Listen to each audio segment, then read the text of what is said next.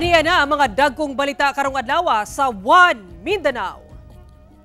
Pribadong grade school sa Davao City nag-shift una sa online learning gumikan sa bahad sa hand, foot and mouth disease. Mag-live-in partner, gipusil patay sa ilang balay sa General Santos City. Sospek nga kabanay sa babaeng biktima, arestado. Og 50 ka lechong baboy gibida atol sa ika-24 nga anibersaryo sa barangay komunal sa Davao City. Ito ang GMA Regional TV One Mindanao.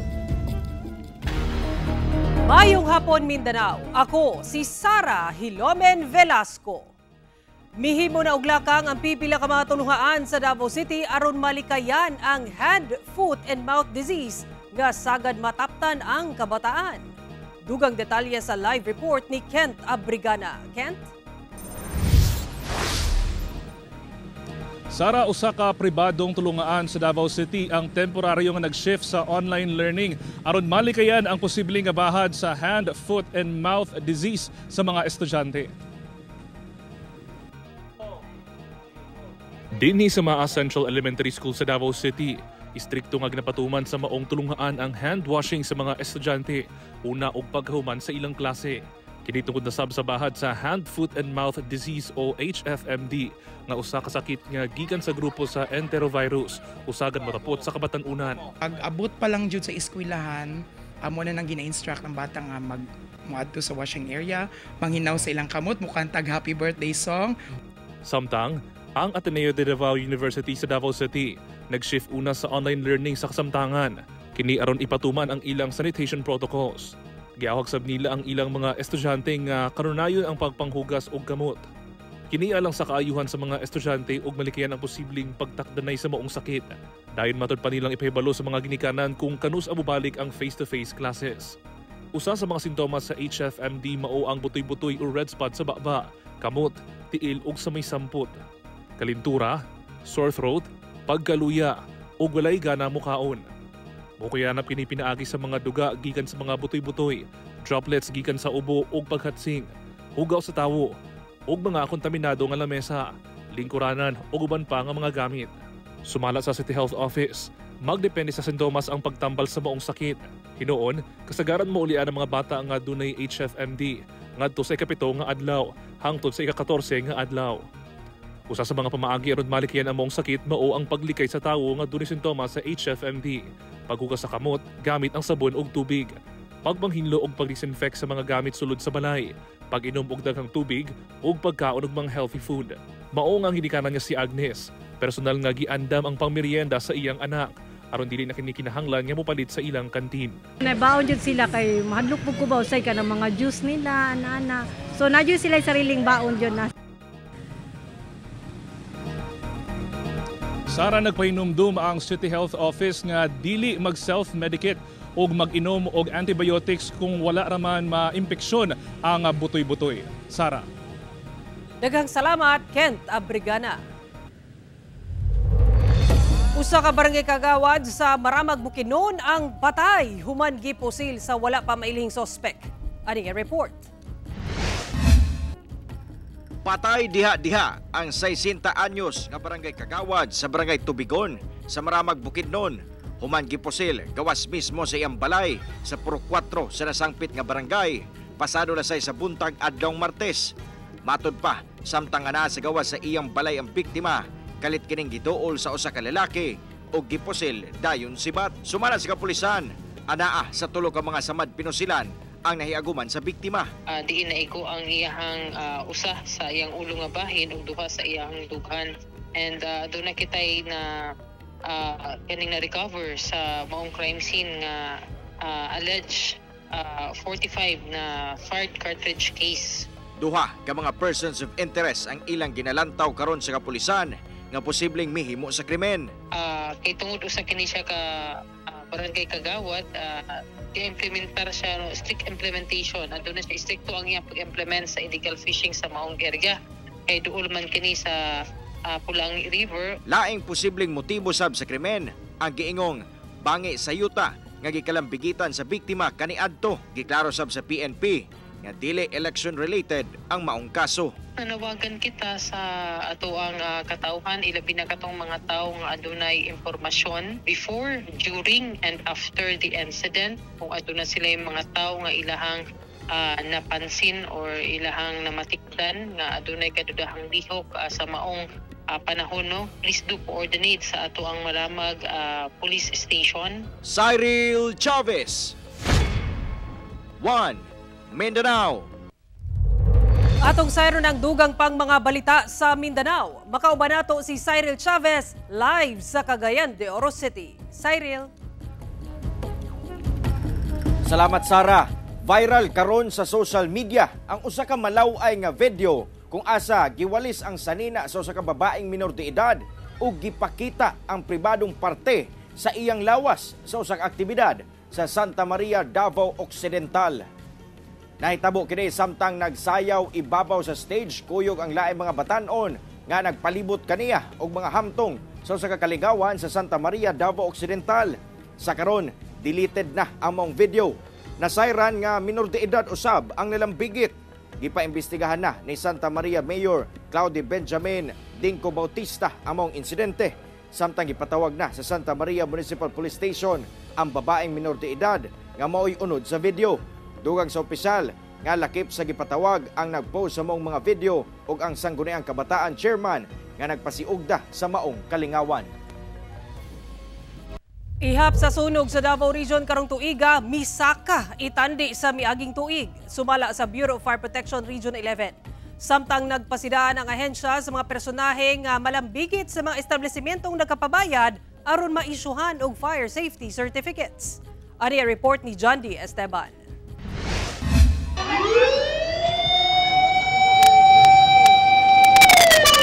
Sukad Enero hangtod October 15, karong tuiga, anaa sa sobra 700 kasunog. Sa Davao City ang natala itandi sa 557 sa susamang period sa milabayng tuig. Kapin 29% ang gisaka.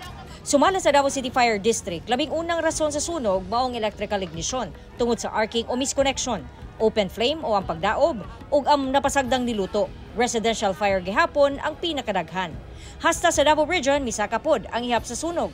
Aminado ang BFP-11, kuwang sila sa tao nga anaara sa kapin 2,000, kuwang sab sa fire trucks. Kinahanglan matud pa kini masulbad nga problema aron mas mapakusgan pa ang ilang kampanya ingon man ang pagresponde sa sunog. That is less than the ideal amount of fire officers needed to enforce the fire code. Ang ating fire trucks natin is kadalasan luma and other stations is dilapidated, needed repair. And ang budget po is hindi po sasapat. So those are the top two matters that we should consider in ensuring a fire safe nation. Hinuon ginaproseso na matud pa ang procurement alang sa dugang gamit ug doon na sab sila'y sobra 100 BFP personnel. Samtang nagpasiraan sab ang fire district sa syudad ug ang BFP-11 sa ilang hanay nga nagapabayad sa mga establishment o business owners aron makakuha og fire safety certificates bisan wala miagi og saktong inspeksyon. In the BFP, hindi naman po namin yun dinideny. There really exist those, syempre mga isolated cases. But we in the BFP, ma'am, isa lang po yung masisigurado namin na we really do not tolerate those kinds of problems within the BFP as long as it is reported to us. So if ma-find out po na they are really guilty of that, then they will be facing charges. The 888 na hotline natin is open for reporting on such unscrupulous activities. You can always consult or report it to the regional office. Kauban si Jojo Solarte sa kamera. John D. Esteban. 1 Mindanao. Ito ang GMA Regional TV 1 Mindanao. Patay ang usa ka mag-live-in partner human kini gipusil sa sulod mismo sa ilang panimalay sa General Santos City. Ang sospek kabanay ra sa babaeng biktima. Atong sano ng detalye niini sa live report ni Efren Mamak. Efren.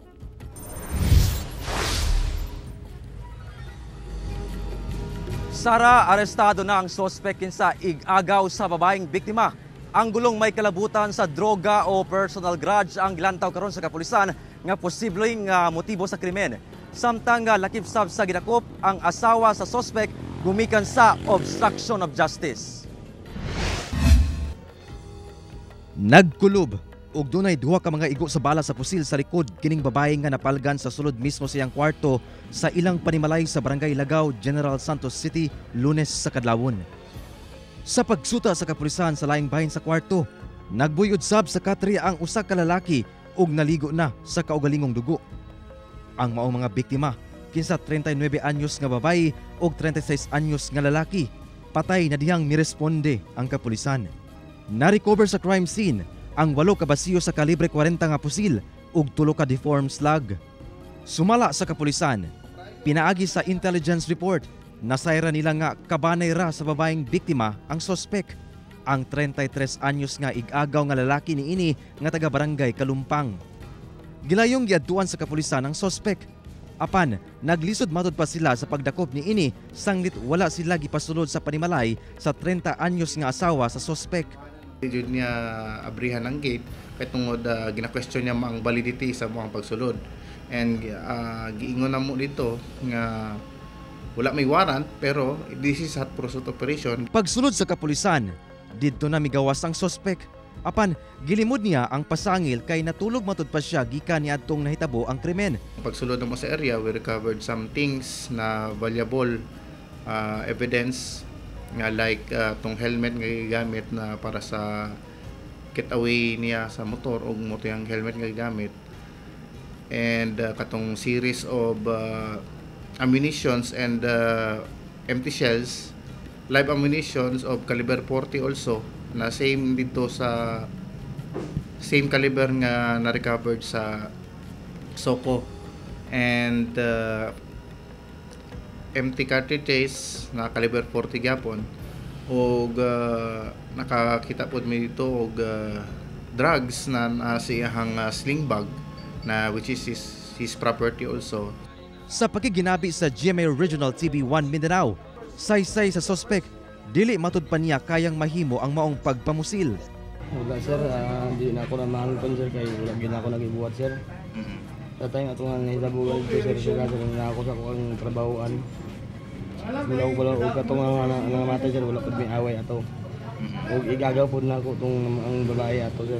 Samtang gidakop sab ang misis sa sospek kinsa mipugong sa kapulisan sa pagpasulod kaniya sa panimalay, posibleng kasuhan kini og obstruction of justice. Apan saysay sa asawa sa sospek, ay wala na akong giprotektahan akong bana. Ay nga protektahan mo na akong bana na kabalo man ko na inosente siya. Sumala sa kapulisan, posibleng may kalabutan sa drugs, laki personal grudge ang motibo sa krimen. Sanglit duna matud pay bikil ang sospek ug ang biktima kaniadto. Hustisya ang panawagan karon sa kabanay sa mga biktima.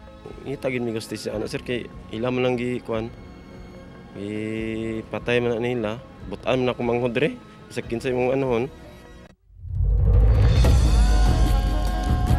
Sara, sumala sa kapulisan nga gipaubos na sad nila sa paraffin test ang mga sospek kini aron masuta kung duna ba kini gunshot residue. Padayon pagyapon ang ilang investigasyon sa maong krimen. Sara. Daghang salamat, Efren Mamak. Pinaspasay karon ang mga personahe sa Cagayan de Oro City LGU o DPWH o ubang ahensya sa gobyerno sa pagpanglimpyo sa mga sapa o creeks o drainage system. Una ang ting-ulan, kini aron malikayan ang pagbaha. Ang detalye sa report ni James Paulo Yap. Gituyok sa mga personahe sa Department of Public Works and Highways, City Engineers Office o pipila ka mga opisyal sa Cagayan de Oro City ang mga nag-unang sapa o creeks palibot sa syudad. Kini kabahin sa Operation Likay Baha nga usa ka inisyatibo sa mga barangay officials aron madiklag ang mga sapa, creeks ug kanal sa matag barangay. Girombo nila ang barangay Bugo sa Cagayan de Oro City. Kinsa na igo sa grabeng pagbaha sa mga milabayng bulan ug sa miaging tuig. Sumala niligan ng mga barangay President Alam Lim nga tinguha nila nga malimpyuhan ang dakong parte sa mga sapa una magsugod ang ting-ulan sa bulan sa Nobyembre o Disyembre. Hindi man ako na ma-perfect pero at least kung naay kalamidad nga kusog nga ulan, at least mo lapos-lapos kay balok ka Atong mga kanal halos mapuno na gyud. Samtang gigamitan na sab sa DPWH og mga ekipo sama sa backhoe og payloader ang ilang pagpanglimpyo aron mas mapadali kini. Gilantaw sab kuno sa mga opisyal sa syudad ang posibleng flood control project nga ibutang sa lugar aron hingpit nga masulbad ang problema sa pagbaha sa barangay Bugo. Kahinumduman nga sa Oktubre sa milabay tuig, gibaha ang maong barangay. 15,000 ka mga residente ang apektado. Nag-volunteer magud ang mga kontraktor nga mutabang ang ilang mga equipments nga sobra makatabang sa syudad kung unsay kinahanglanon, no? Mao na nagpasalamat gyapon ta sa mga kontraktor. Kauban si Roland Cañas, James Pauliap, One Mindanao. O sa mga nag-crave karon diha og lechong baboy, tutok na mga kapuso kay kapin 50 ka lechong baboy ang gihanda ato sa ika-24 nga anibersaryo sa Barangay Komunal sa Davao City. Ani ang balitang barangay ni Kent Abrigana. Little Miss Komunal. Sa mga naglaway na ni ining lamian og crispy lechong baboy. Arat na sa Barangay Komunal sa Davao City. Kay anaalang naman sa 57 ka mga lechong baboy ang ilang gihanda aron libre nga kaunon. Kini atul sa Lechon Festival nga kabahin sa selebrasyon sa 24th araw ng Barangay Komunal adlong Miyerkules. Naata ikatulo na yata nako nga Lechon Festival na to. Dati man gud baka ta. So karon medyo nasawaan ang mga tao sa baka, ang lechon na punta. 15 ka mga purok o 15 sab ka sectoral groups ang magtigi kung kinsa ang dunay pinakadako o pinakalami nga lechon.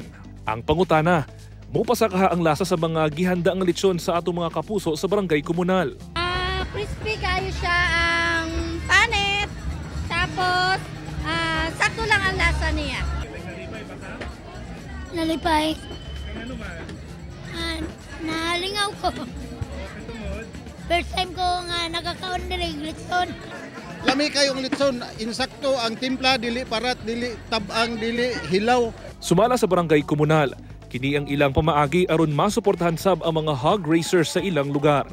Well, ginasuportahan na to ang atoang mga backyard hog racers. So daghan pa sana sa kong barangay. So agi ka na pa pagsuporta po sa ilang livelihood. So ni-shift ta into sa ani na pod nga festival. Kauban si Mel Colmenares, Kent Abrigana, One Mindanao. Gikumpirma sa Land Transportation Franchising and Regulatory Board o LTFRB 11 nga ginahanay na sa buhatan ug Davao City LGU ang dugang unit sa peak hours augmentation bus system nga padaganon sa syudad. Gibutyag ni Nonito Llanos III, ang Regional Director sa LTFRB 11, nga padayon ang coordination meeting sa buhatan alang sa pagdugang og unit sa mga bus nga mobiyahe sa syudad ilabi na sa peak hours ug ting-ulan. Dugang Panilianos nga karon anaalang sa 35 ka bus units ang kasamtangang gabiyahe sa riyon. Una nang giangkon sa LTFRB 11 nga 30% sa dulan 6,000 ka mga authorized unit sa gihatag sa buhatan ang wala nagbiyahe o namasahero sa ilang mga ruta.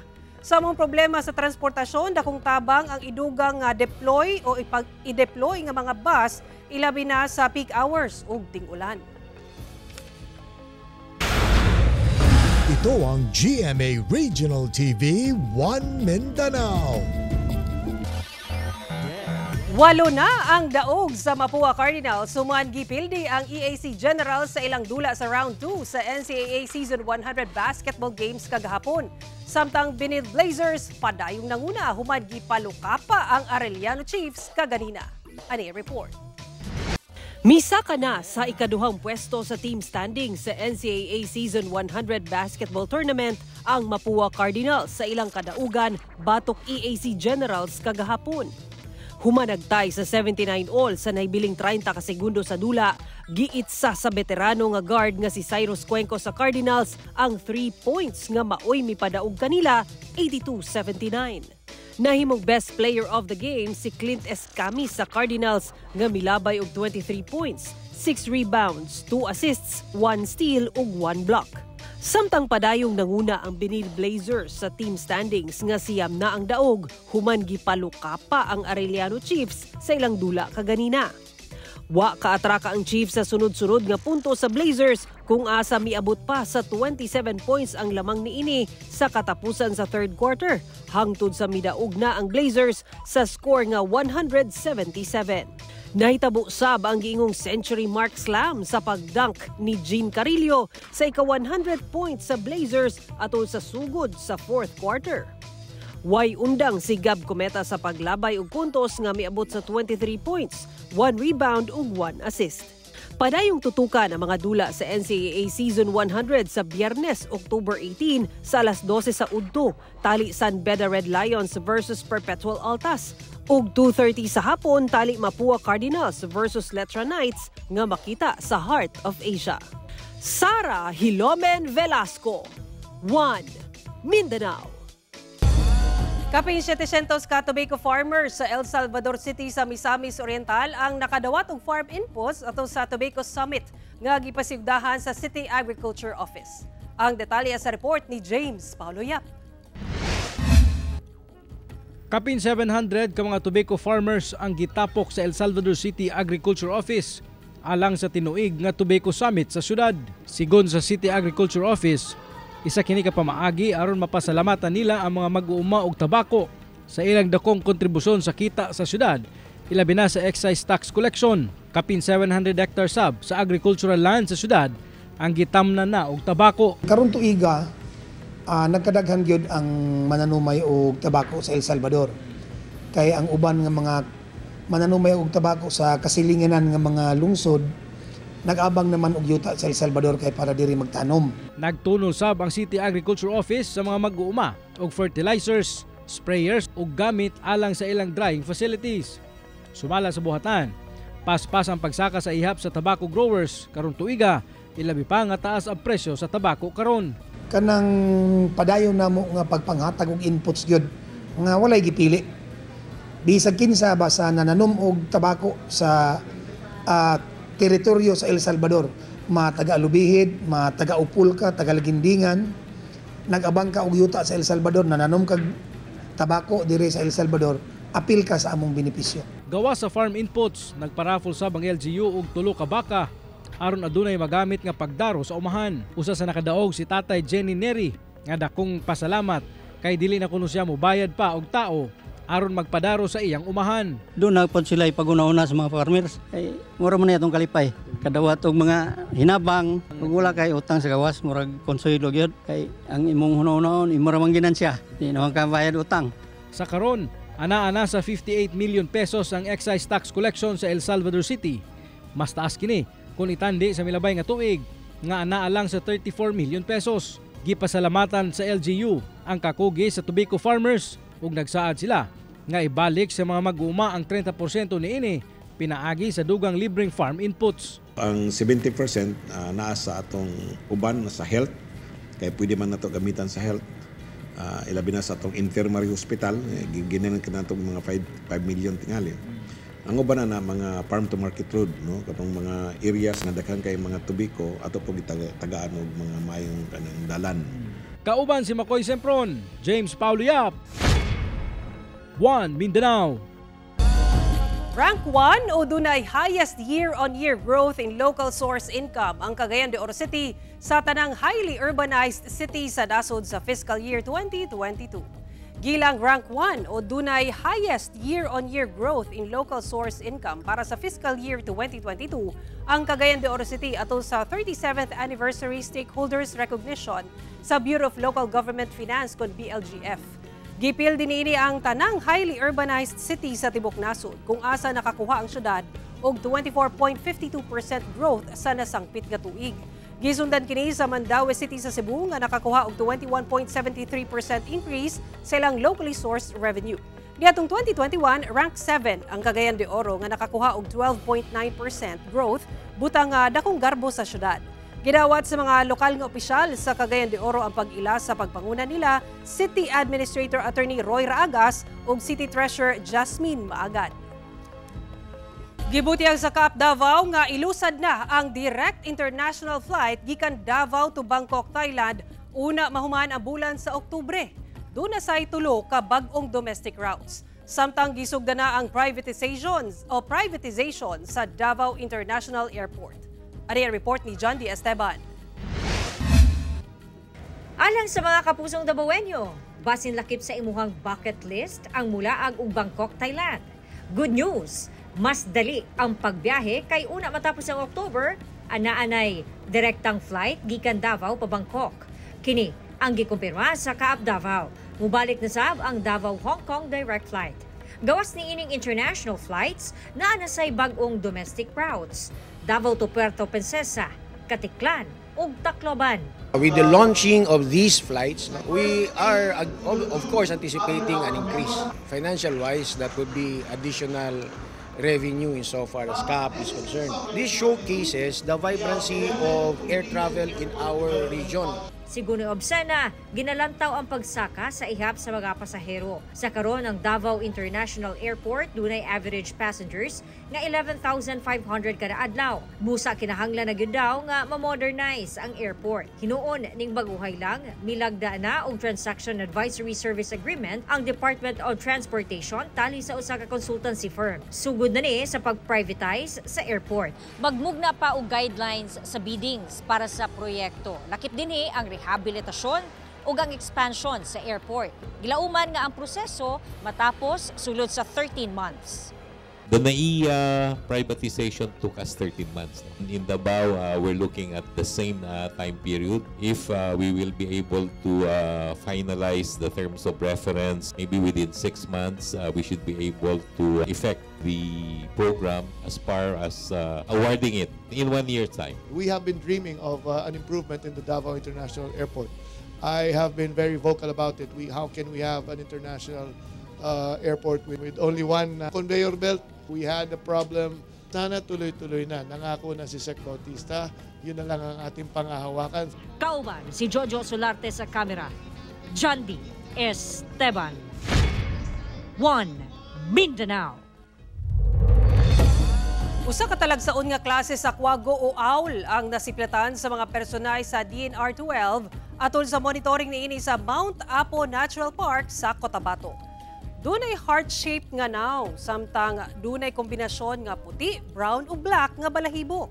Kini ang batan-on nga Eastern Grass Owl nga nasiplatan sa mga personay sa DNR-12 atol sa monitoring niini sa Mount Apo Natural Park sa Cotabato sugod ni atong October 9 hangtod October 12. Ang maong klase sa mananap, talagsaon ug panagsara makita sa maong lugar. Nasiplatan kini sa mga residente sa maong lugar human makadungog og dili ordinaryong tingog niini inig gabii. Sumala sa DNR-12, bisan gikonsidera kini sa International Union for Conservation of Nature nga species of least concern, gikinahanglan gyapon nila kining protektahan. Sanglit nag-atubang kini og hulga sama sa habitat loss o pagkawala sa ilang naandang puy-an o habitat.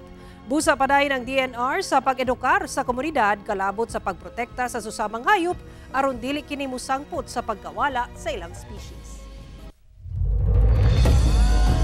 Pipila ka mga solo parents sa Upol sa Misamis Oriental ang gitapok sa Municipal Social Welfare Development Office alang sa usa ka counseling ug profiling aron mas paspas ang paghatag og ayuda. Pipila ka mga solo parents sa Upol sa Misamis Oriental ang gitapok karon sa MSWDO aron ipailawom sa profiling ug accreditation. Kini aron malakip sila sa listahan sa mga rehistradong solo parents sa Upol ug mas mapadali ang pagpang-apod-apod ug mga tabang alang kanila. Gawas niya na usa ka parent counseling sub ang gipahigayon aron mas magiyahan sila sa pagmatuto sa ilang mga anak. Nanawagan ng LGU sa ubang solo parents nga wala pa marehistro nga mobisita lang sa buhatan sa MSWDO. Mga kapuso, 70 kaadlaw na lang, Pasko na! Bog kato mo aling balita sa Mindanao karong adlaw.